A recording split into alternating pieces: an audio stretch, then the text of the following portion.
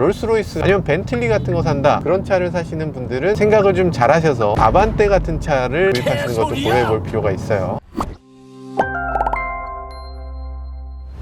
안녕하세요, 모카 김한영입니다. 오늘 만나볼 차는 아반떼 페이스리프트입니다. 신형 아반떼 나온 지 얼마 되지도 않았잖아. 그런데 뭐하러 또 페이스리프트를 내나? 그 디자인도 괜찮았는데, 이렇게 생각하시죠? 사실 그렇긴 합니다. 워낙 멋졌어요. 그런데 판매량을 놓고 보면 꼭 그렇지만은 않습니다. 미국에서의 판매량, 신형 아반떼가 삼각대보다 덜 팔려요. 우리나라에서 판매량도 초기에는 7만 대였던 것이 5만 대 수준으로 떨어진 지 꽤 됐습니다. 자, 그렇게 생각하면은 디자인이 뭐가 잘못된 건가? 라고 생각하실 수도 있지만 사실 그런 건 아닌 것 같아요. 일단 가격대가 많이 높아졌고 기존의 아반떼 포지션보다는 훨씬 더 고급차로 바뀌었기 때문에 아마 그렇겠지요. 그럼에도 이렇게 훌륭한 디자인을 더욱더 멋지게 바꿨다고 하니까요, 이 차 주목할 만한 자동차라는 생각이 듭니다. 어떤 차인지 함께 살펴보시죠.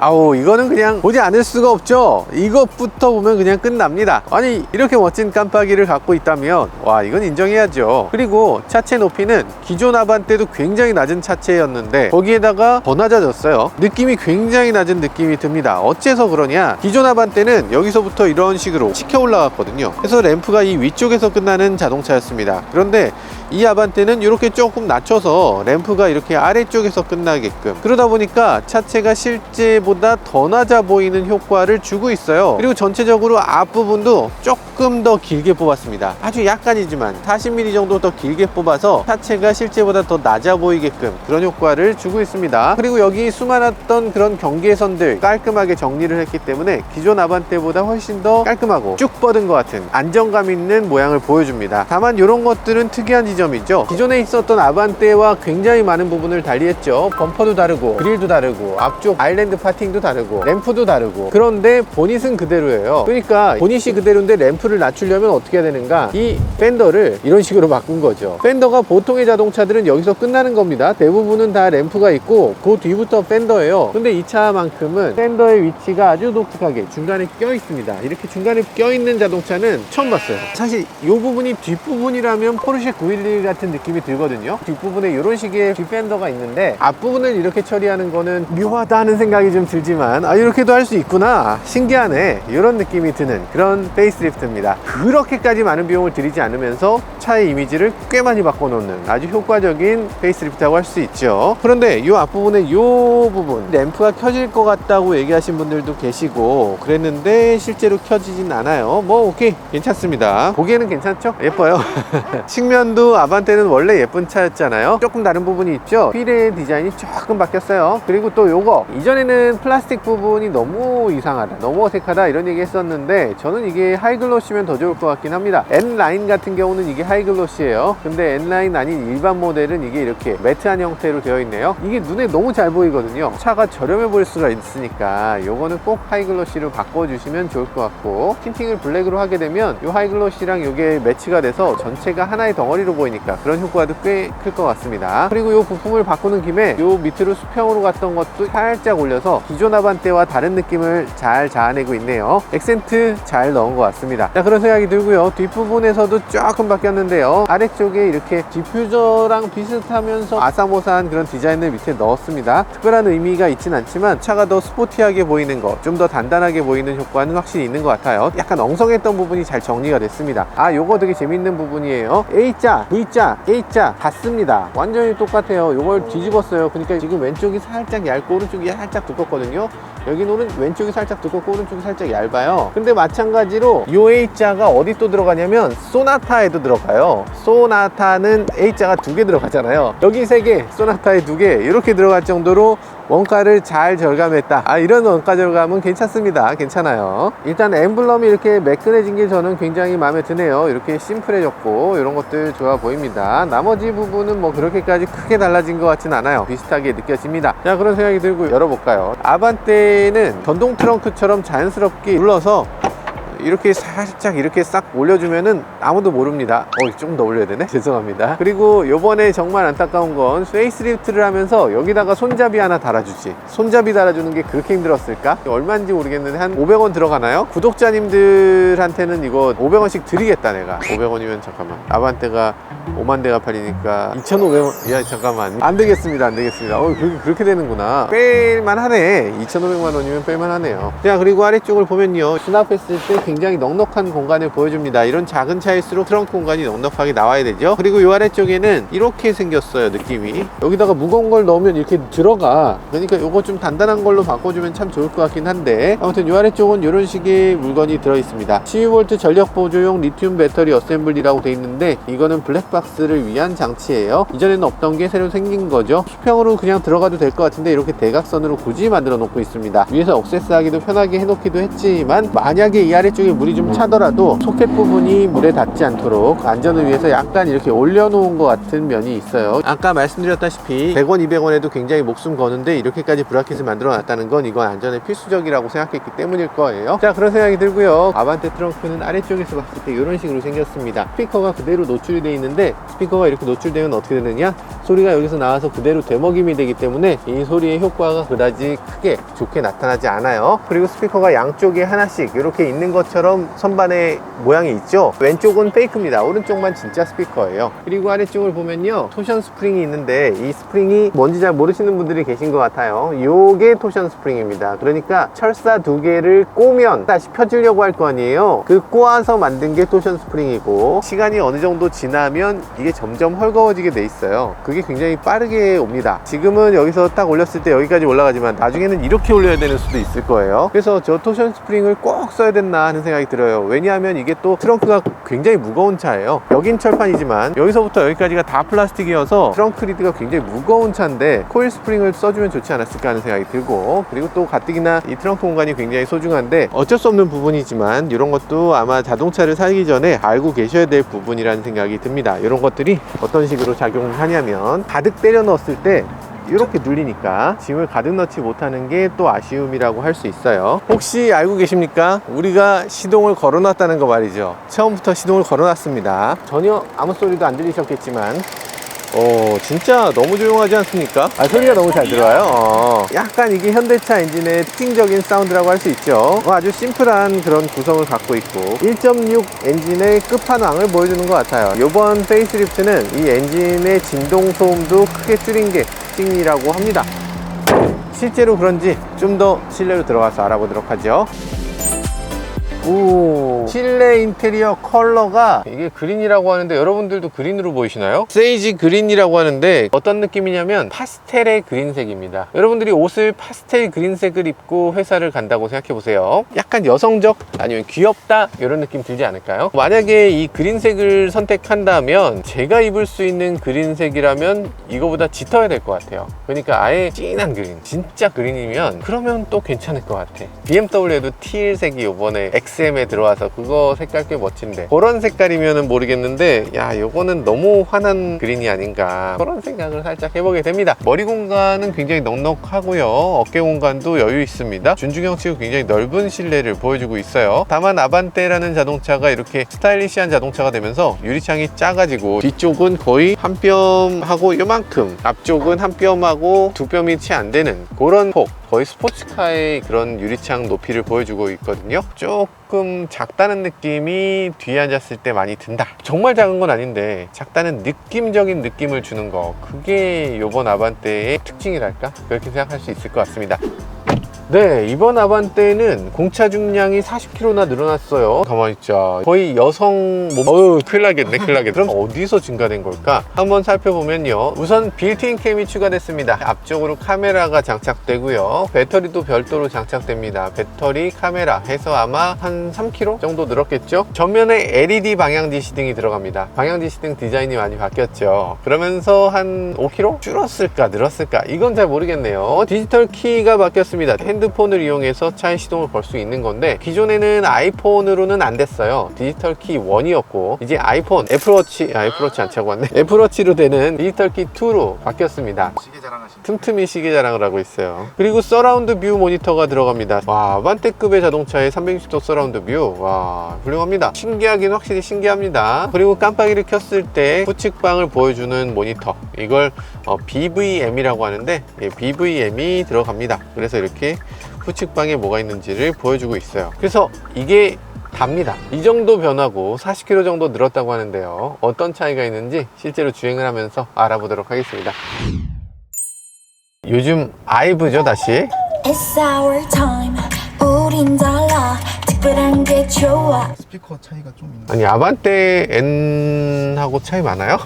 일단 오디오가 많이 좋아졌습니다. 신기하네. 이거 왜 좋아졌지? 오디오가 좋아질 이유가 없잖아. 페이스리프트를 했을 때 우리가 생각하는 건 제대로 뭐 바꾼다는 생각보다는 약간 마지못해 바꿨지, 뭐 이런 생각을 하게 되는데, 근데 이 차는 그렇지 않네요. 눈에 띄지 않는 부분이라도 바꾸고 싶은 건 다 바꾼 것 같아요. 차체를 바꾼다거나 뭐 보닛을 바꾼다거나 이렇게 돈 들어가는 부분은 못했지만, 그 외에 상품성을 개선하고 싶은 부분은 어쨌든 다 하려고 했던 것 같다, 그런 생각이 드네요. 일단 오디오 성능 확실히 좋아졌고요. 그리고 지금 엔진 조용해졌어요. 약간 서스펜션도 새로 잡았나요? 뭔가 더 잡은 것 같은 느낌이 드네요. 지금 느끼는 건 아반떼가 이렇게 좋은 차였나? 아반떼가 이렇게 매끄럽고 스포티하고 이런 느낌으로 만들어진 차였던가요? 일단 시트 포지션이 굉장히 낮습니다. 무슨 포르쉐야? 아니, 재밌네요. 차가 지금 굉장히 재밌는 포지션을 갖고 있어요. 이거라면 이번에 나오는 아반떼에는 정말 잘 나올 수 있을 것 같은데, 외관에서 크게 바꾸지 않았는데 뭐 튜닝으로 해야 될 부분들을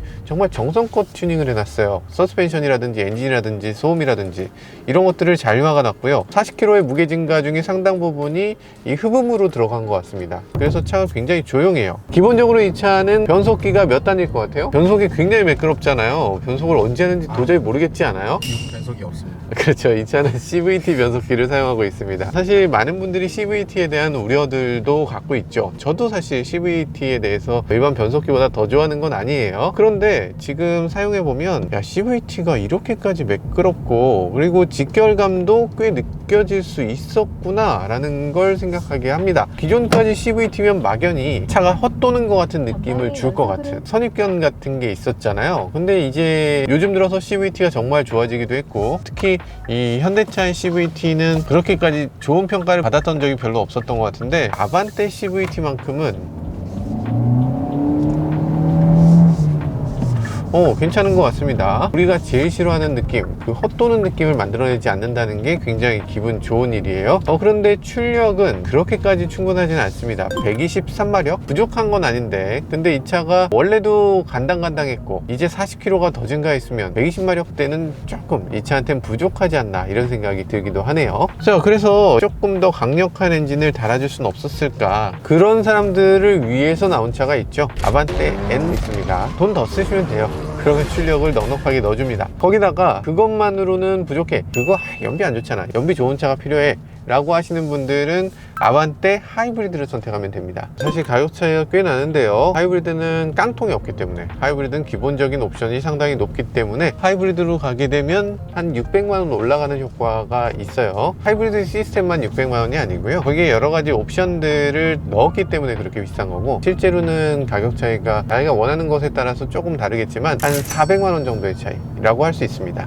그래서 아반떼의 가장 중요한 미덕은 뭘까? 저렴한 가격입니다. 아반떼 시작 가격은 1800만원대에서 시작했죠. 근데 이번 아반떼는 가격이 조금 올랐어요. 94만원 정도 올랐기 때문에 지금 아반떼는 1960만원 정도 합니다. 그래도 2000만원 안 넘으려고 노력한 것 같아요. 그런데 가격을 94만원이나 인상했다, 한 5%, 이건 좀 너무 많이 올린 게 아닌가 하는 생각이 들지만, 지금 이 차는 시승차인데요, 풀옵션 2881만원입니다. 아반떼인데 일단 옵션인 부분이기 때문에 가장 높은 금액을 따지는 건 문제가 안 될 것 같아요. 그러니까 사람들이 선택하는 거고 선택 안 하면 되니까, 옵션을 뭐 많이 넣어준 게 잘못은 아니잖아요. 그래서 가장 낮은 금액을 봐야 되는데, 가장 낮은 금액도 무려 90만원이나 올랐다는 거, 상당히 너무 높게 오른 게 아닌가, 그런 생각이 들기도 해요.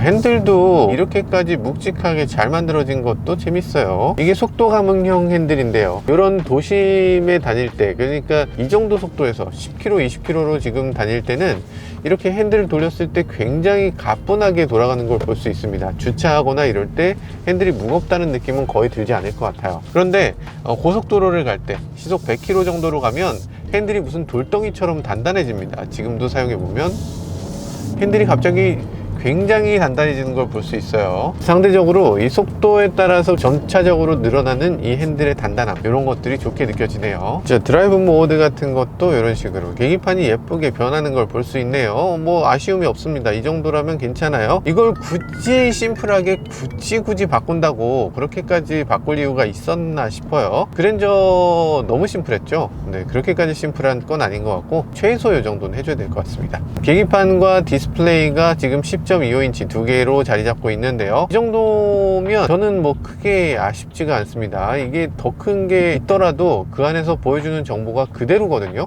이걸 그냥 확대한 거밖에 안 되기 때문에 이게 12.3인치 디스플레이라고 특별히 뭐 만족스러운 적이 별로 없어요. 현대기아는 사이즈별로 이 안에 들어가는 그래픽을 바꿔줄 필요가 있습니다. 아이패드를 만들 때 아이폰을 그대로 늘렸다면 아이패드가 무슨 의미가 있었겠어요. 당연히 아이패드 전용 레이아웃이 있어야 되고 다양한 사이즈에 맞춰서 그에 맞는 소프트웨어가 있어야 되는 거죠. 그런데 현대기아는 늘려야 된다는 생각은 있는데 뭘 할 건지에 대한 생각이 없는 것 같아요. 그래서 지금 봤을 때는 10.25인치 이게 가장 적절한 그런 사이즈가 아닌가, 뭐 그런 생각이 들기도 하네요. 어댑티브 크루즈가 장착되어 있고요, 출발, 정지까지 다 해주는 어댑티브 크루즈입니다. 상당히 편리하게 사용할 수 있겠죠. 그리고 한 가지 더 좋은 점이 있습니다. 차로 이탈 방지 기능이 있어요. 또 차로 중앙 유지 기능이 있습니다. 사실 굉장히 혼동스러운 개념이실 수 있을 것 같아요. 워낙 뭐가 많잖아. 어떤 거냐면 이 어댑티브 크루즈, 네가 적어도 발은 신경 안 써도 돼, 알아서 해줄게 라는 거고요. 차로 중앙 유지는 핸들도 내가 알아서 해줄게 라는 겁니다. 그러면 핸들에서 손을 떼도 되느냐? 그건 아니고요. 차로 중앙 유지를 하더라도 핸들은 꼭 손을 잡고 있어야 돼요. 그럼 페달은 떼고 있어도 되냐? 떼고 있어도 돼요. 근데 그건 앞에 차가 움직이고 있을 때, 앞차가 움직이고 있지 않을 때, 앞차가 완전히 정지되어 있는 상황에서 내가 가는 경우는 반드시 브레이크를 내가 밟아야 된다고 생각하고 계셔야 됩니다. 자, 그래서 그런 것들 실제로 편리하냐? 이런 막히는 길에서 정말 편리합니다. 스트레스가 없어요. 이게 정말 많은 차에 보급이 돼야 되고 모든 차에 다 있었으면 좋겠는 그런 기능이라고 할 수 있어요. 여러분들이 어떤 차를 사느냐에 따라서 다르겠지만 옵션으로 여러분들이 선택할 수 있다면 반드시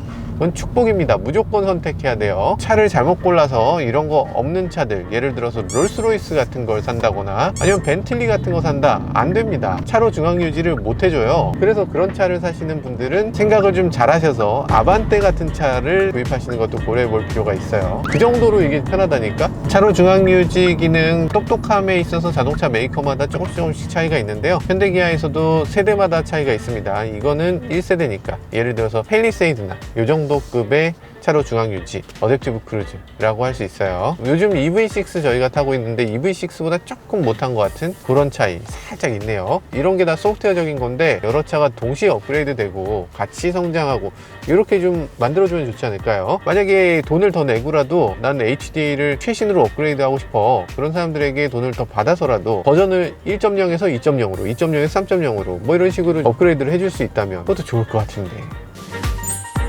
아까 뒷좌석에서 봤을 때는 이 초록색 시각적으로 너무 강한 느낌을 줬는데 앞좌석에 앉아서 보니까 상당 부분이 블랙이에요. 초록색은 액센트로만 들어간 것처럼 느껴지거든요. 왜냐하면 눈에서 가까운 부분들이 다 검정이야. 여기도 검정, 여기도 검정, 여기도 검정, 윗부분이 다 검정이기 때문에 이 초록색 부분이 더 작게 보입니다. 그러다 보니까 이건 그냥 액센트고 뭐 그렇게까지 불만이 없네, 이런 생각으로 느껴져요. 그리고 또 기존에 비해서 훨씬 더 좋아진 점은 이 부분이 흰색이었어요. 시트색을 바꾸면 이게 흰색으로 들어가는 그 흰색이 너무 촌스러웠어. 이게 흰색으로 돼 있으면 그 소재감이 더 잘 느껴지잖아요. 소재감이 좀 혼란 깬다, 이런 생각이 들었던 거, 이제는 톤을 좀 낮추면서 소재감에 대해서도 그렇게 나쁘지 않게 괜찮게 보여지네요. 그럼에도 조수석과 운전석 사이의 이 기둥, 조수석에 있는 사람은 좀 좁게 느껴지지 않아요? 약간 깝깝함을 더해주는 그런 요소, 이게 있으면 뭐가 좋은 거야 도대체? 이게 손잡이로도 쓸 수 있어요 뭐 이런 소리가 있던데, 야 이걸 어떻게 손잡이로 쓰죠? 너무 두꺼워요. 그러면 이건 왜 만든 만들어졌냐? 사실은 이 운전석에 있는 사람을 콕핏 안에 집어넣겠다 이런 느낌으로 만들어진 거예요. 그러니까